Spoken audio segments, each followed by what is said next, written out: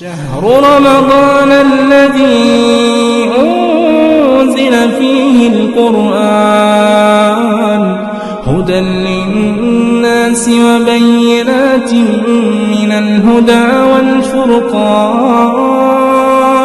فمن شهد منكم الشهر فليصمه ومن كان مريضا أو على سفر فعدة من أيام أخر يريد الله بكم اليسر ولا يريد بكم العسر ولتكملوا العدة ولتكبروا الله على ما هداكم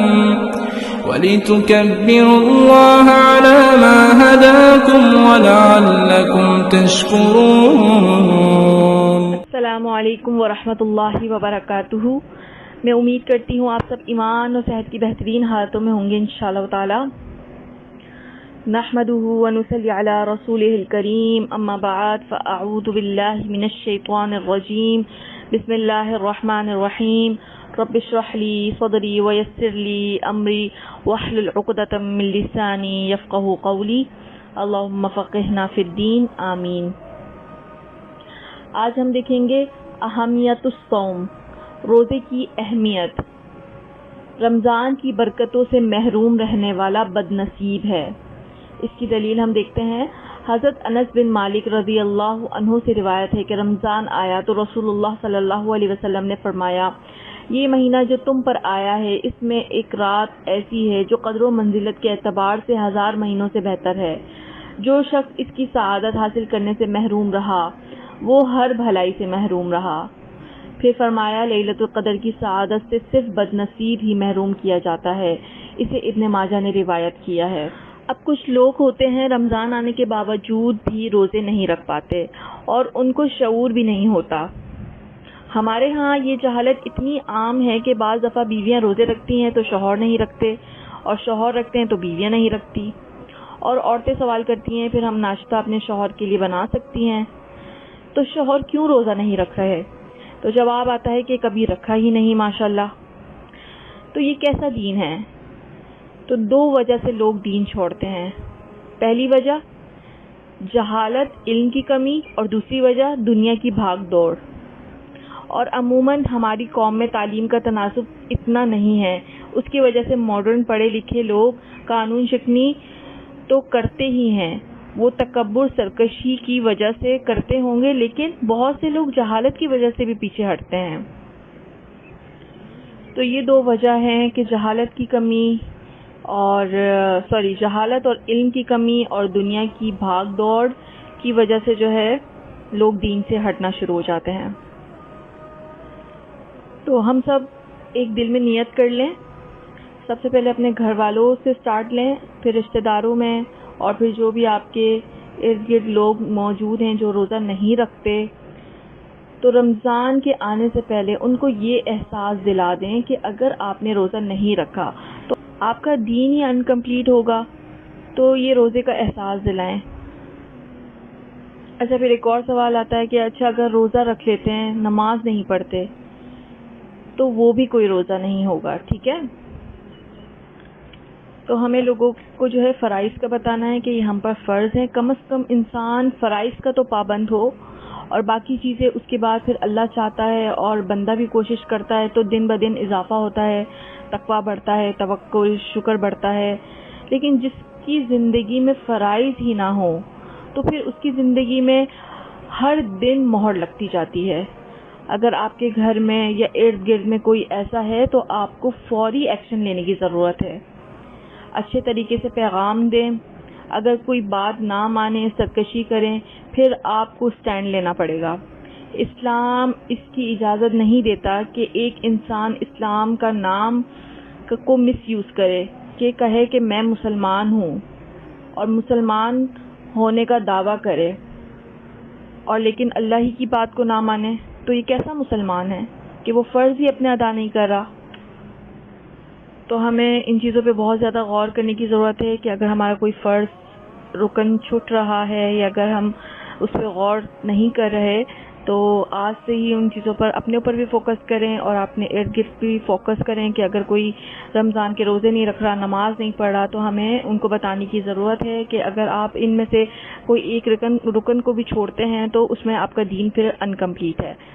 تو ان کو اس چیز کی جو ہے اویئرنیس دیں، ان کو بتائیں کہ یہ ہمارے لیے کتنا ضروری ہے. ایک مسلمان ہونے کے ناطے یہ ہم پر فرض ہے اور ہمیں یہ ضروری کرنے ہیں. اب ہم آگے دیکھتے ہیں، رمضان پانے کے باوجود مغفرت حاصل نہ کر سکنے والے کے لیے ہلاکت ہے. اب ہم اس کی دلیل دیکھتے ہیں. حضرت کعب بن عجرہ رضی اللہ عنہ فرماتے ہیں، رسول اللہ صلی اللہ علیہ وسلم نے صحابہ کرام رضی اللہ عنہم سے فرمایا، ممبر لاؤ. ہم ممبر لے آئے. جب نبی اکرم صلی اللہ علیہ وسلم پہلی سیڑھی چڑھے تو فرمایا آمین. پھر جب دوسری سیڑھی چڑھے تو فرمایا آمین. اسی طرح آپ صلی اللہ علیہ وسلم جب تیسری سیڑھی چڑھے تو فرمایا آمین.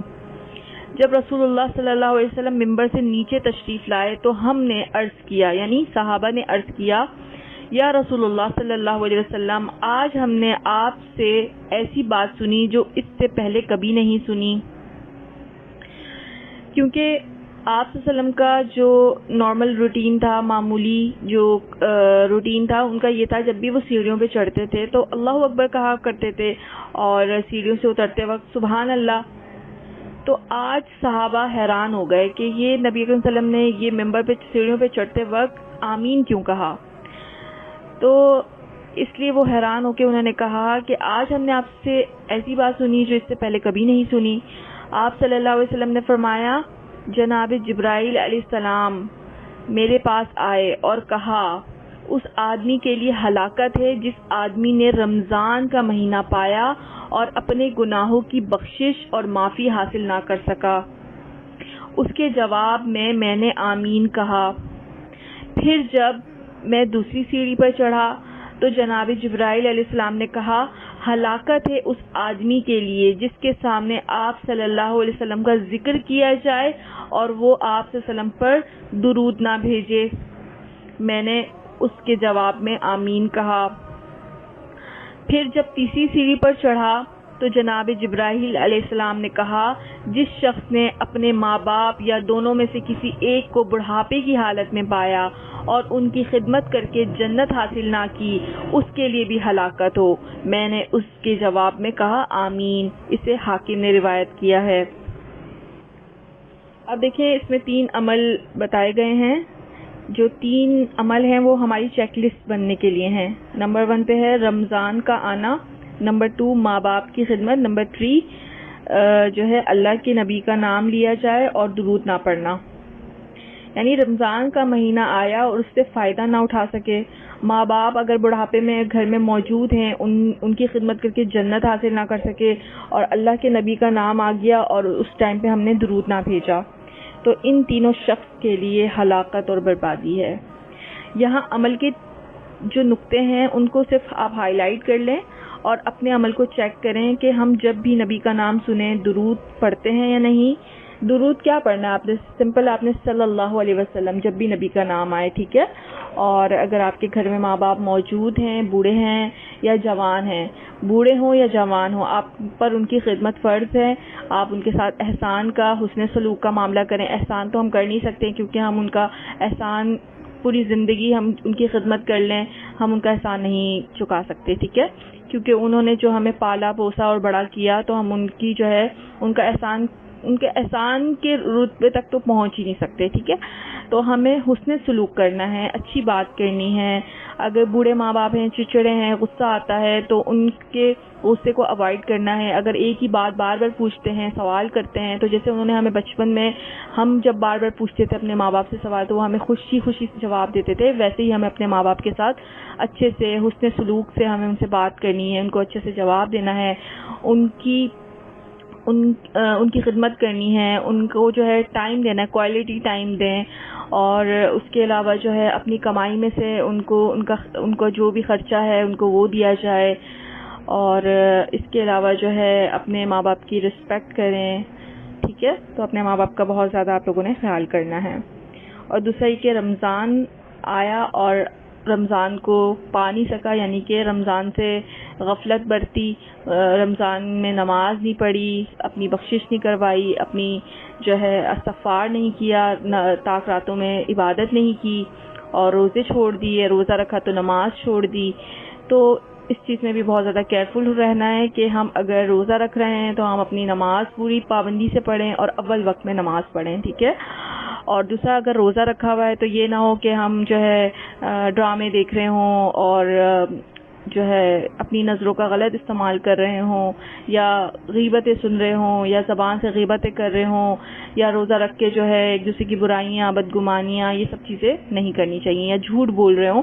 تو ہمیں ان چیزوں سے کوشش کرنی ہے کہ ہم رمضان کو اچھے طریقے سے اس کی جو ہے رمضان میں نیکیاں کریں زیادہ سے زیادہ، اور رمضان کو پانے کی کوشش کریں، ٹھیک ہے. اور نبی اکرم صلی اللہ علیہ وسلم کا جب بھی نام سنیں تو صلی اللہ علیہ وسلم پڑھیں، ٹھیک ہے. اب ہم آگے دیکھتے ہیں روزہ خوروں کا عبرتناک انجام، یعنی جو وقت سے پہلے روزے کھول لیتے ہیں یا جو روزہ کھا لیتے ہیں، چھوڑ دیتے ہیں، تو ان کا انجام اب بتایا گیا ہے. تو اب ہم دلیل دیکھتے ہیں. حضرت ابو امامہ باہلی رضی اللہ عنہ کہتے ہیں، میں نے رسول اللہ صلی اللہ علیہ وسلم کو فرماتے ہوئے سنا، میں سویا ہوا تھا اور میرے پاس دو آدمی آئے، انہوں نے مجھے بازوؤں سے پکڑا اور مجھے ایک مشکل چڑھائی والے پہاڑ پر لائے اور دونوں نے کہا اس پر چڑھیں. میں نے کہا میں نہیں چڑھ سکتا. انہوں نے کہا ہم آپ کے لیے سہولت پیدا کر دیں گے. بس میں چڑھ گیا، حتیٰ کہ میں پہاڑ کی چوٹی پر پہنچ گیا جہاں میں نے شدید چیخ و پکار کی آوازیں سنی. میں نے پوچھا یہ آوازیں کیسی ہیں؟ انہوں نے بتایا یہ جہنمیوں کی چیخ و پکار ہیں. پھر وہ میرے ساتھ آگے بڑھے جہاں میں نے کچھ لوگ الٹے لٹکے ہوئے دیکھے جن کے منہ کو چرا دیا گیا جس سے خون بہہ رہا ہے. میں نے پوچھا یہ کون لوگ ہیں؟ انہوں نے جواب دیا یہ وہ لوگ ہیں جو روزہ وقت سے پہلے افطار کر لیا کرتے تھے. اسے ابن خزیمہ اور ابن حبان نے روایت کیا ہے. تو یہاں پر وقت سے پہلے یہ نہیں مراد کہ اول وقت پر، ٹھیک ہے. بعض لوگ تو دیر سے روزہ افطار کرتے ہیں، یعنی جان بوجھ کر وہ وقت پر روزہ نہیں کھولتے اور دیر سے افطار کرتے ہیں تقوی کے نام پر، اور دیر سے روزہ گزارنا چاہتے ہیں کہ ہمارا تقوی میں اضافہ ہوگا. تو ایسی روایتوں کو پھر مس کوٹ کرتے ہیں اور وہ کہتے ہیں کہ جلدی کرنے لگے، مطلب جو لوگ جلدی روزہ کھولیں، کیونکہ روزہ تو ہمیں بالکل افطار کے وقت پر ہی کھولنا چاہیے، کیونکہ ہمارا پھر روزہ مکروہ ہو جاتا ہے. اول وقت پر ہی ہمیں جو نبی صلی اللہ علیہ وسلم نے بتایا ہے اسی طریقے سے ہمیں اپنا روزہ وقت پر کھولنا چاہیے. تو یہاں پر جو روزہ خور کی بات کی گئی ہے کہ جو روزہ خوروں کا جو عبرتناک انجام بتایا گیا ہے کہ جو روزے وقت سے پہلے افطار کر لیا کرتے ہیں، اس سے مراد یہ ہے کہ وقت سے پہلے روزہ رکھا ہوا تھا، کوئی چیز غالب آئی، روزہ توڑ دیا. اب آپ اس کو سن کر پریشان ہو سکتے ہیں کہ بچے کبھی رکھتے ہیں تو توڑ لیتے ہیں، یا کبھی ہم نے روزہ رکھا تھا تو کوئی پسند کی چیز سامنے آئی تو روزہ توڑ دیا. اس سے یہ مراد نہیں ہے، ٹھیک ہے. اس سے مراد وہ لوگ ہیں جن پر روزہ فرض ہے، جانتے بوجھتے کسی وجہ سے اپنا روزہ وقت سے پہلے توڑ لیں تو ان کی یہ سزا ہے. روزہ تو ہم کو نفس پر قابو سکھاتا ہے. باقی بیمار ہیں، سفر میں ہیں تو کیا کریں؟ آپ لوگوں کے اس میں کوشچن آئیں گے تو وہ آگے ہم اس مسائل ڈسکس کریں گے انشاءاللہ. آج ہم یہیں تک کرتے ہیں. السلام علیکم ورحمۃ اللہ وبرکاتہ.